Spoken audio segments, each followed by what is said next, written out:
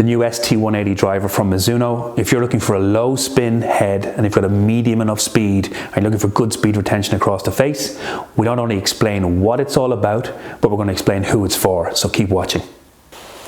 So we've got the new ST180 driver from Mizuno. There's four main technologies that I want to talk about before we dig down deep into it. So first of all, we've got the SP700 titanium face. This has got a multi-thickness face with also a new design bulge, which is the radius across the face. We have the new wave technology sole, which is basically like a slot technology, but also an accordion type shape, which allows the face to move into. We have a waffle crown, which is a weight stripping solution to take weight from here and move it into the sole. And we've also got the new adjustable hosel, which allows us to adjust the hosel or the shaft orientation to suit the type of launch from the ball. So I'd heard a little bit about this new SP700 titanium face, so I wanted to get a little bit more juice on it. So I reached out to David Llewellyn, who's the head of R&D for Mizuno, and he explained to me that they've used different thicknesses of the actual face itself to help retain and improve speed across the face. And also what they've done is they've re-engineered the way that the bulge works on the driver. So bulge is the radius from heel to toe on the driver, so it's what curves this way. What they've done is, and what David had told me about, was that they've improved the way that they've designed bulge in order to work more in line with the gearing effect from the driver. So when you hit the ball off center, how that driver actually manipulates and rotates in order to improve the direction of the ball. So what he's trying to do is he's trying to control the miss essentially.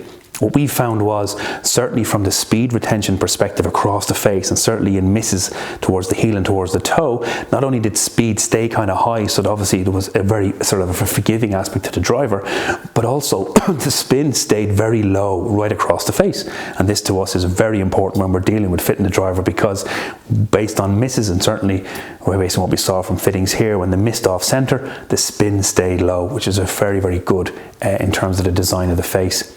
The next technology is the wave sole. So you can see it's almost like an accordion type shape. The first very large slot in the driver allows the face to move that little bit into that area, allows it to kind of flex, if you will, and helps to retain loss of speed on the face. So it'll take the speed and punch it back into the ball, keep the speeds high. What actually it does though, which is very smart, is how it improves CG, or center of gravity location. The face itself, or the sole itself, is designed and engineered to keep the CG a lot more middle and high up in the club, so more mid-based, which means that the spin stays very, very low on the driver. Again, as we said, even across the faces, that spin stays low, which means the ball stays flat and keeps going forward. The next technology is their waffle crown. Essentially, it's a weight-saving technology, so they've stripped weight out of how they've designed the crown where it's not needed, and then they've placed it into the sole in order to keep this chassis the main focus of weight, and certainly organized weight to keep the CG where it needs to be. The last technology then is the actual hosel itself. So 4 different lofts and a number of different lie settings to help, manipulate the face itself to improve the way that the ball strikes. The important factor here is to use this sleeve in order to improve the launch angle of your shot. When you lower the spin in a driver and the spin starts to stay very low irrespective of the strike, it's very important that you get the right type of launch from the club, otherwise that lower spin isn't going to work for you the way that it should. It's also very important to note that with the different loft settings, you're probably going to have to keep the loft up into the higher in order to improve the launch. So very important to get fitted, or certainly to work with a launch monitor if you can, to work out what's the best setting for you and how to best apply it to this low spinning head. The last addition obviously is the shafts. Mizuno, very smart work this year where they've taken different shaft options and upgraded them for free. Again, it opens up your fitting perspective, but it also means that the driver now can be fitted to suit the different styles of golfer with the different profiles of shafts. So you have a number of different weights from 50 right up to 80, and they go across from some of the Mitsubishi range. So you've got Tensei, which we tested, and also there's a number of different Tenseis, so different profiles of flight, and then there's Kurakage in there, and also a very light Basara. That's pretty much the technology. So let's see how then it applies to the golfers that we see here on a regular basis. And that means it's time for a bit of D&D testing. So there's Dave and myself going to pull you through how this driver works and how it applies to the different types of golfers that we see, so that then you can figure out how you apply this driver to you in your game. So I'd like to introduce you to David Williams, my work colleague here at ForeGolf. So not only are David and I club fitters, we're also club builders, and we met while working out on the European tour. We've been working here in ForeGolf for the last 20 years, and we've done north of about 250,000 fittings. So there's pretty much nothing we don't know about golf equipment. And when we're doing our testing here, we like to break the club down to figure out how it works so that we can apply it then to not only tour players if necessary, but the golfers of all different ages and abilities. So we're going to hit a few shots now with the driver using TrackMan 4 and real golf balls, and obviously real ball flight here at the range. And I'm just going to show you some key numbers about the driver and how it relates not just to Dave, but obviously how we would work it out for different types of golfers of all abilities. So we'll hit a few shots and then I'll show you the stuff on the iPad. A little high out the toe, that one. Perfect. Not the best one in the world. And again,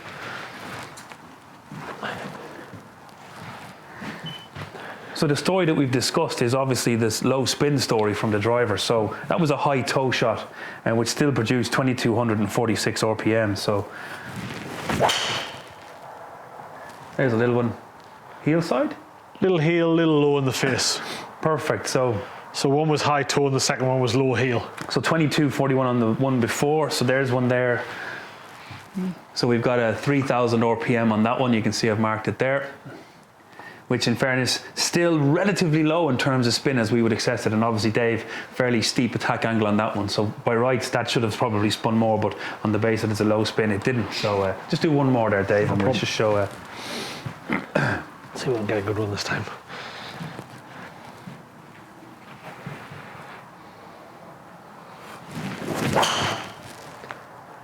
A little bit better. So we know Dave is a little negative into the attack angle, but you always have been. So even there, you can see, even though negative attack, you can still see there that the spin still very low at 1,600 RPM.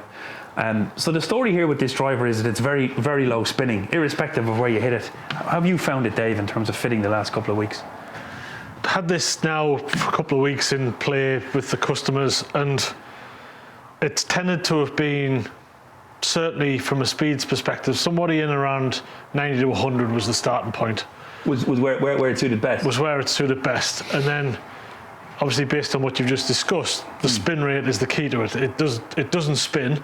You've seen that irrespective of the level of player and the way they strike. Irrespective of ability and irrespective of quality. Now, as you're a low spinner of a golf ball, this isn't for you because it's so low, it wants to get out of the sky if you've got no... Which is why... So if you currently spin it high, this is one to look at. Definitely worth something to consider. Right. You've got a centre of gravity, as much as it looks like it's got a back weight, it feels much more like it's in the middle of the head. It is, funny enough, the way the wave technology is working in the sole plate, it's actually pushing the weight high and up into the middle.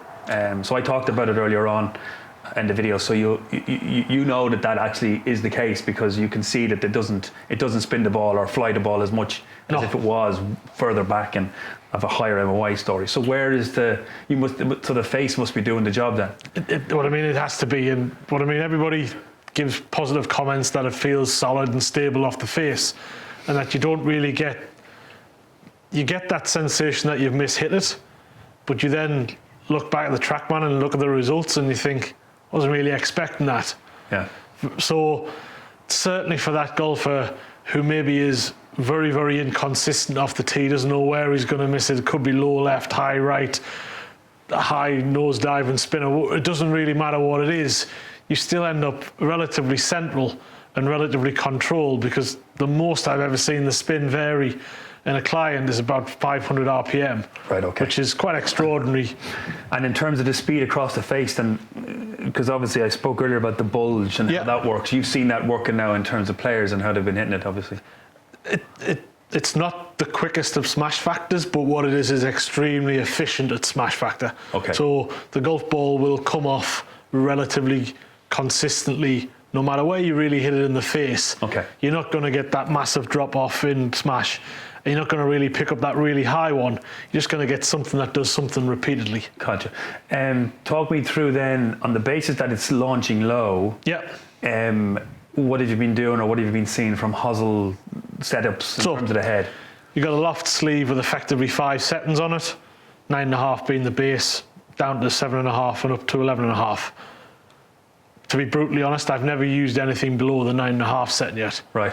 Because it's so low in spin, you got to get the ball up in the air somehow. So you're using the Hosel to get the ball So to you use the launch. So you can use the highest setting, and in some cases, for the ones that have gone out of the door, you actually use the higher loft head.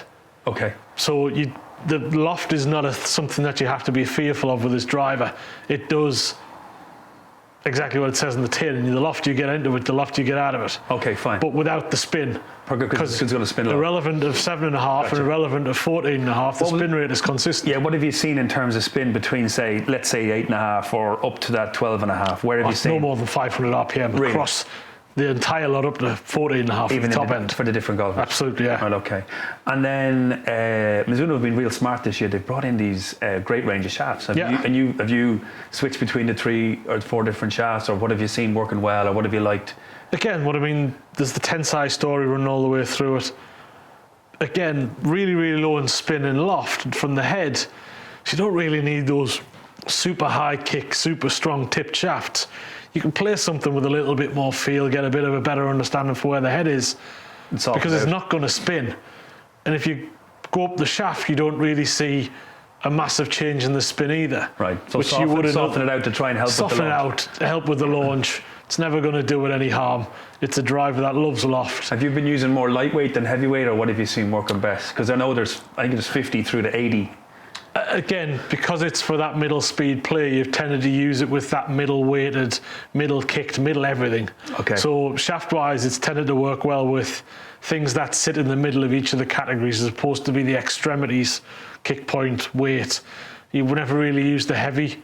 Right. You could use the light if you didn't have so much club head speed. Okay. But again, you're still going to fight the fact that it's going to not want to spin very much and want to nosedive out of the sky with no speed. So bottom line, who should be looking at this driver, so that's watching the videos? Give us a sort of a brief profiling on who you've seen working well with and who's gone out the door with one. I guess from a summaries perspective, all you're really looking at is the guy who is first and foremost middle speed.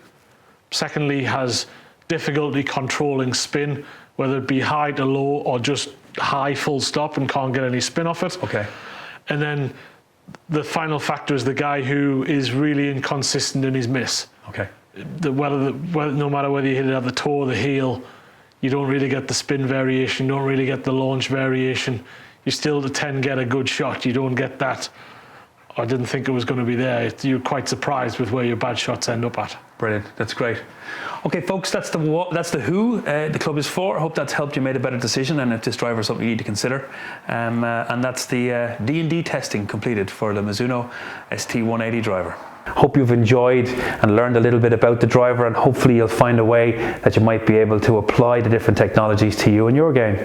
We have a whole host of these videos planned for the rest of the year, different brands, different products. So probably the best way to stay in touch is to hit the subscribe button up above. And if you've got any questions relating to what we just talked about on the driver, why don't you hit them in the comments below, and then I'll answer them as best I can. If you like what you saw, give us a thumbs up, and hopefully we'll see you at the next video. Thanks for watching.